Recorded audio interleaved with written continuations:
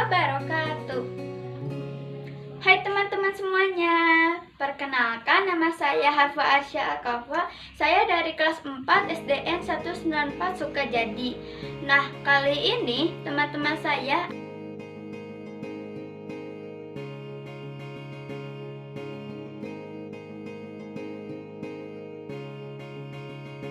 akan menjelaskan tema 4 berbagi pekerjaan, subtema 1 jenis-jenis pekerjaan.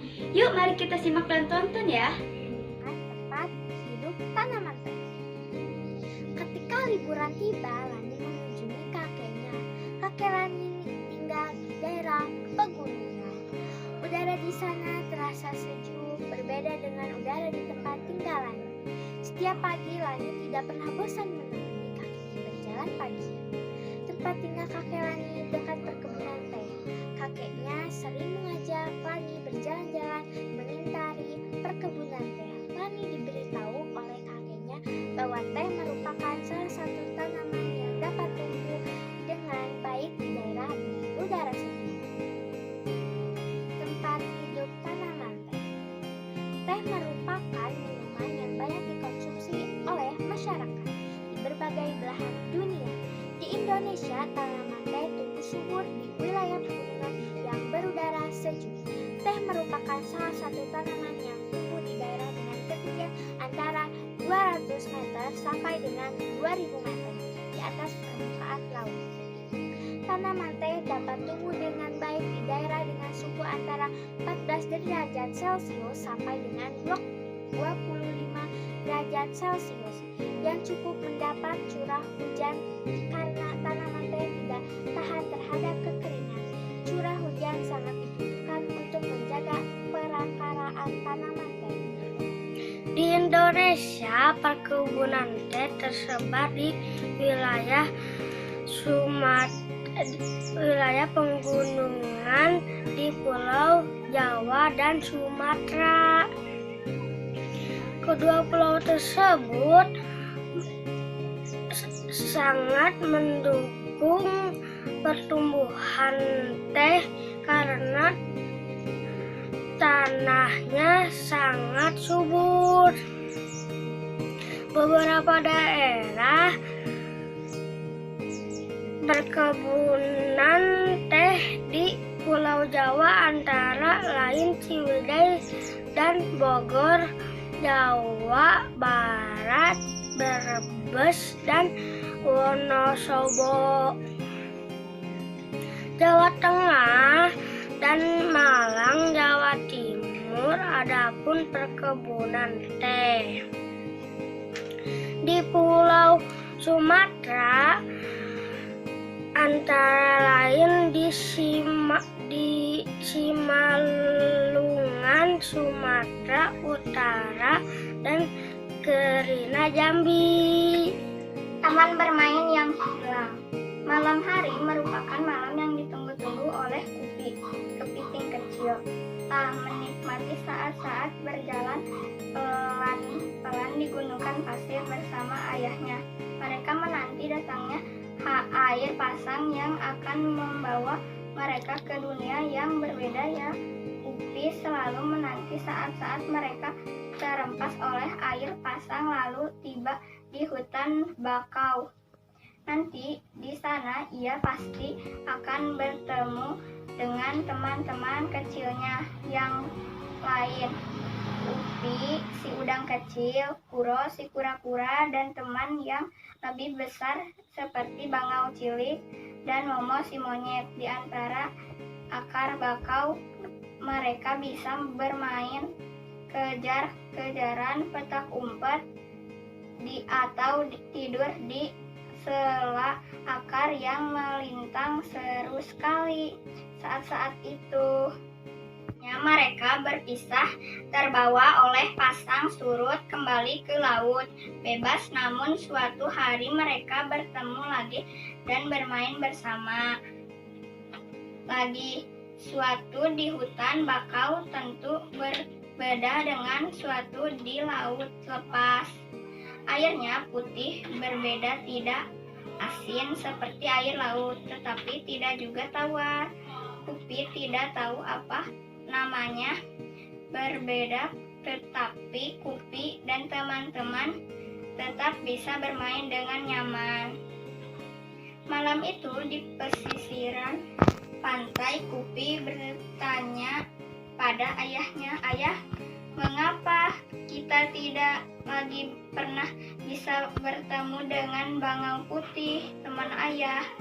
Aku juga sudah rindu bertemu dengan sahabat-sahabat cilikku. Aku sudah lama sekali tidak bertemu dengan Upi, Kuro, Bangau Cilik, dan Momo. Mengapa sekarang susah sekali kita bertemu dengan mereka ya?" Sambil berjalan pelan-pelan di gundukan pasir, ayah Kupi menjelaskan perlahan. "Kupi sayang sekali, hutan bakau tempatmu bermain sudah rusak ya. Dengar dari paman nelayan manusia di pesisiran pantai sana ingin membuat bangunan. Saya akan menerangkan tentang manfaat tanaman bakau. Betapa tumbuhan sangat besar sekali perannya dalam kehidupan kita. Kehidupan yang nyaman tercipta dengan adanya berbagai tumbuhan. Jaga lingkungan di sekitar kita. Selain bermanfaat untuk manusia, tumbuhan juga bermanfaat bagi kehidupan binatang. Salah satu contohnya adalah tanaman bakau. Yuk simak videonya. Berikut adalah tentang tanaman bakau. 1. Melindungi pantai dari erosi dan abrasi. Adanya bakau di pesisir pantai bermanfaat untuk menjaga agar garis pantai tetap stabil dan tidak terkikis oleh terapan ombak. Rumpun-rumpun bakau mampu menyerap energi gelombang yang datang, sehingga hanya gelombang yang sampai di sisi pantai. 2. Menahan rembesan air laut ke darat. 3. Sebagai perangkap zat-zat pencemaran dan limbah industri yang dapat menjaga daratan, bakau juga memiliki peran penting dalam mengurangi polutan dari air laut. 4. Menciptakan udara pesisir yang bersih dan segar. Apa ya penjelasan dari kalian? Ya, benar. Daun bakau dapat menyerap gas karbon dioksida dan melepaskan oksigen ke lingkungan. Dengan demikian, udara di sekitar pantai tetap bersih dan segar. 5. Alami berbagai biota darat dan laut. Kelestarian hewan laut dan darat seperti apa ya? Ya, benar. Seperti udang, kepiting, berbagai jenis hewan laut, monyet, burung, dan lainnya. 6. Mengurangi dampak bencana akibat gelombang laut seperti badai dan gelombang pasang.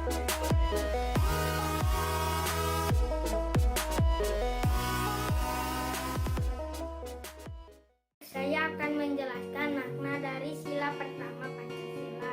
Ayo kita simak. Sila pertama Pancasila adalah, ada yang tahu? Ya, benar, ketuhanan yang Maha Esa. Sila ini bermakna 1. Percaya adanya Tuhan sehingga setiap warga negara rela untuk diatur. 2. Setiap orang dibebaskan memeluk agama masing-masing, maka setiap orang bertanggung jawab untuk taat dengan aturan agamanya. 3. Semua yang Tuhan berikan kepada kita harus dijaga. 4. Toleransi antar umat beragama dan sesama umat beragama. Nah, itulah makna dari sila pertama Pancasila. Warisan budaya Indonesia yang dikenal dunia tidak hanya batik. Di bidang olahraga ada Pancasila. Tahukah kamu pesilat Indonesia? Iko Uwais adalah atlet silat Indonesia. Ia telah menekuni dunia silat lebih dari 10 tahun. Iko berhasil menduduki urutan ketiga. dalam gelaran turnamen silat Provinsi Jakarta 2003. 2 tahun kemudian, dia berhasil menjadi juara. Iko beberapa kali mengikuti kegiatan pencak di luar negeri seperti di Inggris, Rusia, Laos, Kamboja, dan Prancis. Pencak merupakan seni bela diri bangsa Indonesia. Hampir tiap daerah Nusantara memiliki tokoh pendekar silat. Pencak memiliki gerakan unik yang mengalir dengan koreografi layaknya tarian. Dalam tiap gerakannya juga terkandung filosofi. Hal ini membuat Pancasilat menjadi salah satu ilmu bela diri yang menarik minat dunia. Saya mempraktekkan 5 langkah Pancasila. 1. Ke depan, 2. ke belakang, 3. ke samping, 4. serong ke depan, 5. serong ke belakang. Indonesia kaya akan budaya seni bela diri. Salah satunya pencaksilat. Saya akan memperagakan gerakan pukulan dalam pencaksilat. Gerakan pertama, pukulan lurus. Posisi tangan saat memukul lurus dan mengepal tepat di dada lawan. Gerakan kedua, pukulan tegak. Posisi tangan kanan memukul tegak lurus dengan sasaran tepat ke bahu bagian kanan lawan. Gerakan ketiga, pukulan bandul. Pukulan yang diambil dari bawah dengan sasaran tepat ke arah ulu hati. Gerakan keempat, pukulan melingkar. Pukulan berbentuk lingkaran dengan sasaran ke arah pinggang lawan.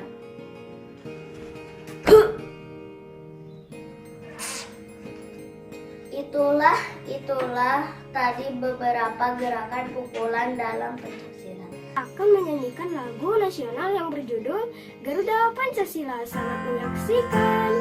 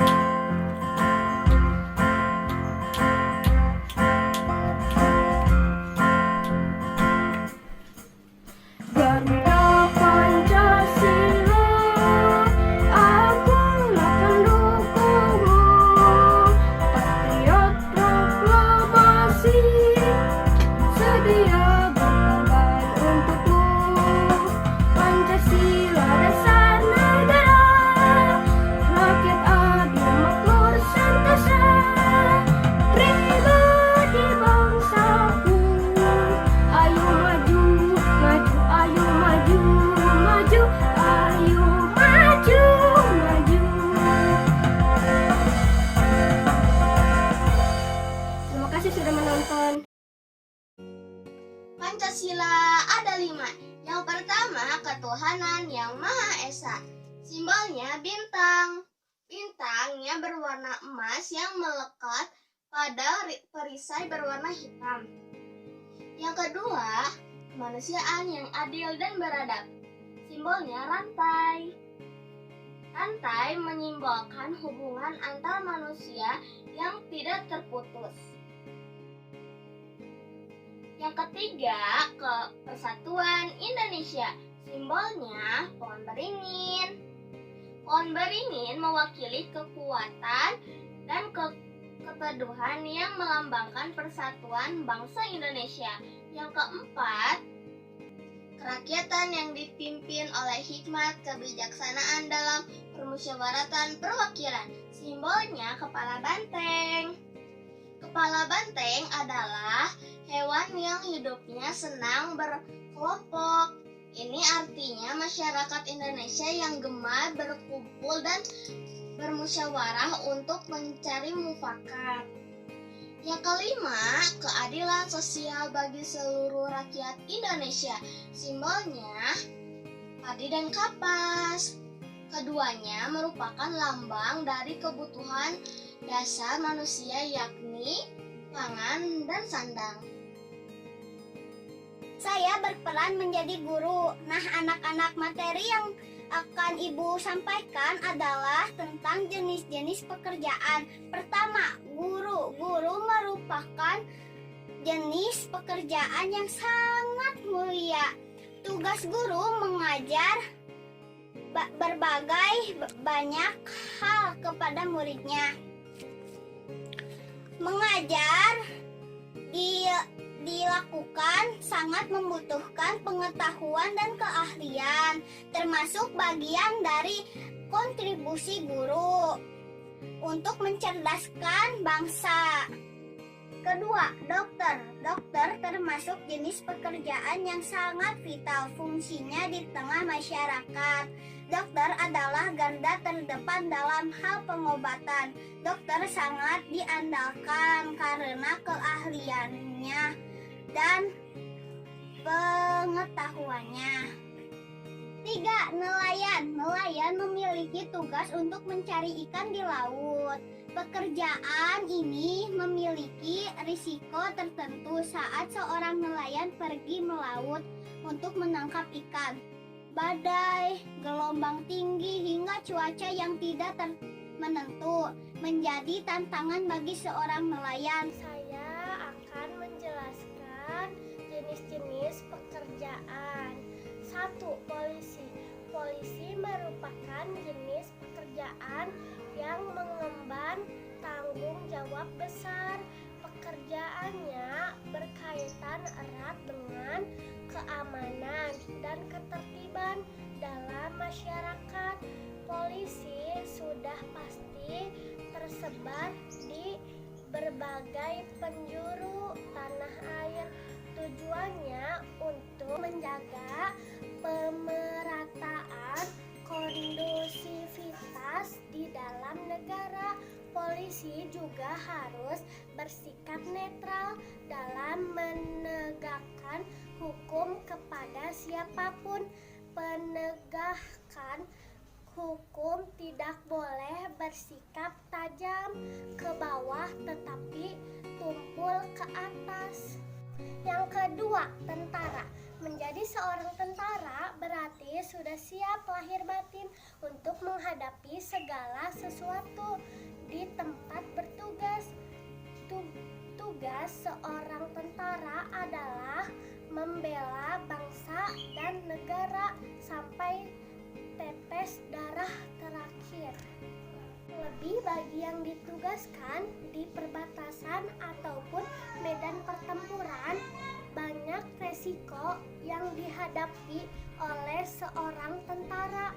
Di antaranya seperti jauh dari keluarganya, tempat kerjanya yang cukup berbahaya, hingga kehilangan nyawa.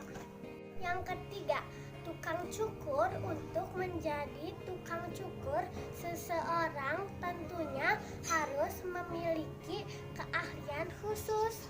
Hal ini disebabkan karena jasa yang ditawarkan oleh tukang cukur adalah memberikan pelayanan dalam mencukur rambut serta merapikan rambut sesuai keinginan pelanggan. Mari kita bahas. Berikut adalah contoh jenis-jenis pekerjaan. Petani. Petani adalah orang yang bekerja di bidang pertanian. Selain di sawah, usaha pertanian juga dapat digunakan di ladang atau di pegunungan. Hasil yang diperoleh dari lahan perladangan berupa tanaman palawija seperti kacang-kacangan, jagung, dan ubi. Hasil yang diperoleh dari daerah pegunungan diantaranya adalah sayuran dan buah-buahan. Berikutnya ada arsitek. Arsitek termasuk jenis pekerjaan yang membutuhkan ketelitian tingkat tinggi. Seorang arsitek harus pandai menggambar desain bangunan lengkap dengan ukuran dan presisi. Gedung-gedung yang menjulang dan kokoh memerlukan konstruksi bagus dan presisi. Contohnya saja konstruksi gedung di Jepang yang dapat bertahan dari gempa. Kemudian ada lagi nih, perawat. Jenis pekerjaan di Indonesia selanjutnya adalah perawat. Hampir sama dengan pekerjaan dokter, namun perawatlah yang bertugas merawat pasien selain dokter. Mereka juga menggunakan kode etik dalam pekerjaannya. Misalnya dalam hal pemberian obat, pengecekan sampel darah, pemeriksaan tekanan darah, dan pemulihan pasien. Aku akan menjelaskan mengenai pilot. Pilot termasuk jenis pekerjaan dengan tanggung jawab yang cukup besar. Pilot bertugas mengendalikan pesawat sesuai keahlian dan pengetahuan. Tidak semua orang bisa menjadi pilot. Pilot harus membawa puluhan hingga ratusan penumpang untuk terbang dan mendarat lagi dengan selamat. Yang kedua, aku akan menjelaskan tentang pramugari. Pramugari merupakan pendamping pilot pada pesawat terbang. Pramugari memiliki risiko pekerjaan yang cukup tinggi. Namun banyak yang meminati jenis pekerjaan satu ini. Yang ketiga, aku akan menjelaskan tentang sopir. Sopir merupakan salah satu jenis pekerjaan di Indonesia. Menjadi seorang sopir memiliki banyak kendala dan hambatan, mulai dari cuaca, kelelahan, sampai kondisi kendaraan. Tidak heran jika sopir merupakan pekerjaan yang cukup riskan dan berbahaya. Gimana nih teman-teman, udah pada tahu kan apa itu pilot, pramugari, dan sopir? Alhamdulillah, penjelasan tema 4 berbagai pekerjaan, subtema 1 jenis-jenis pekerjaan telah selesai. Mudah-mudahan teman-teman semuanya dapat memahami materi yang sudah dijelaskan tadi. Tetap semangat belajar dari rumah ya teman-teman, serta patuhi protokol kesehatan COVID-19 agar kita terhindar dari virusnya. Terima kasih. Wassalamualaikum warahmatullahi wabarakatuh.